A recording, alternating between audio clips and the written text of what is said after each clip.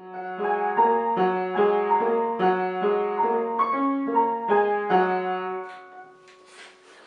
hi, we didn't see you there. This is our Noble Truths video. Okay, do not procrastinate. For me, it was a really big deal because I had AP Art and I needed to get all my pieces done, but it's definitely better to have all your work done than to not have any of it done and be watching Netflix. Oh, hello there. Don't overcompensate. You want to choose a topic that makes sense to your senior year. Yes, you want to learn something and you want to have fun, but you don't want to be trapped in a big pile of work, especially with college applications and all the AP classes you're probably taking.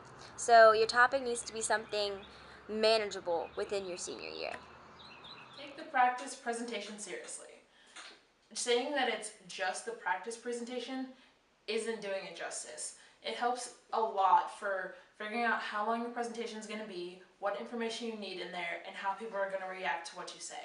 If you have a joke in there and you think it's funny, but then no one in the room laughs, it's not very funny. So really just try and put as much actual information in your practice presentation so that when you go to the final, it's almost identical with like a few minor adjustments.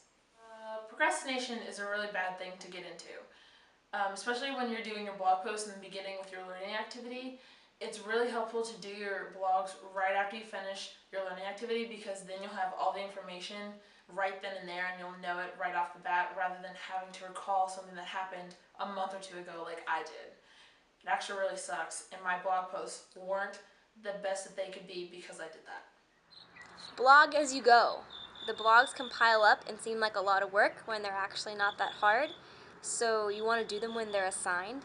It also ends up being impossible to remember all the details in order because the blog posts are very specific and it can get really confusing, so you should just do it as you go. Sometimes more is better, but not always. When choosing a learning activity in an application, you may think your initial idea isn't enough, and sometimes that may be true. But if you're going to do essentially the same learning activity where you learn the same information, it will end up being a waste of time and maybe even a waste of money.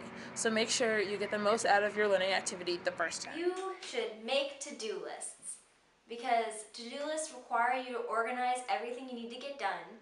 It's someplace where you can see it all so you won't forget something, and it's very satisfying to be able to cross something off your list and make it shorter. So with your senior exhibit, I would definitely suggest to make to-do lists. Okay. Ask for help. There are a lot of people at the school that are more than willing to help you. It's actually the teacher's job to make you get further in your process. And if a teacher's advice doesn't sit well with you, then go to a student, especially if there are students who have done or are doing the same or remotely same topic as you. That can sometimes be the best help you can get.